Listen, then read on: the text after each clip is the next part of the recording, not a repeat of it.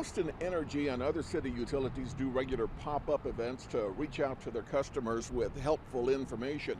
But with this heat wave upon us, this week's events are taking on new urgency. So maybe the freebies did generate some added traffic to the Utility Customer Service Center in North Austin, but the hot weather threat has people talking. I think people are excited to learn more about how they can prepare for the summer and for emergencies. Jill Faulkner with Austin Energy says she is stressing conservation and community to customers who may be worried about the heat turning off the lights. I think that's important, when we think about conservation and sort of the whole of everybody kind of working together to make sure that we don't have any emergency situations. Doug Lewin writes the Texas Energy and Power newsletter.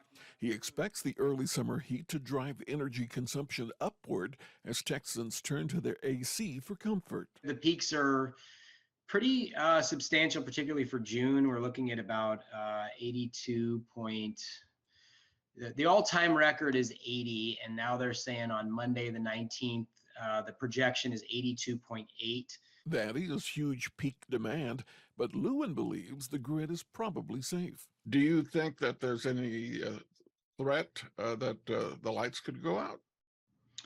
I think it's fairly low. It's not zero, but I think it's fairly low. He says even with record demand and maybe even some conventional coal and gas-fired generators failing, he believes there'll still be enough solar and wind power during peak times to keep the lights on. He suggests if we want to do our part to save the grid, update to high-efficiency air conditioning. That's because half of that expected 80 gigawatt peak this week is going to be to run our home ACs. So we need to focus on the demand response and moving peaks, but we've also got to focus on energy efficiency, mostly through HVAC systems, which will help in the wintertime too, by the way. Fred Cantu, CBS Austin News.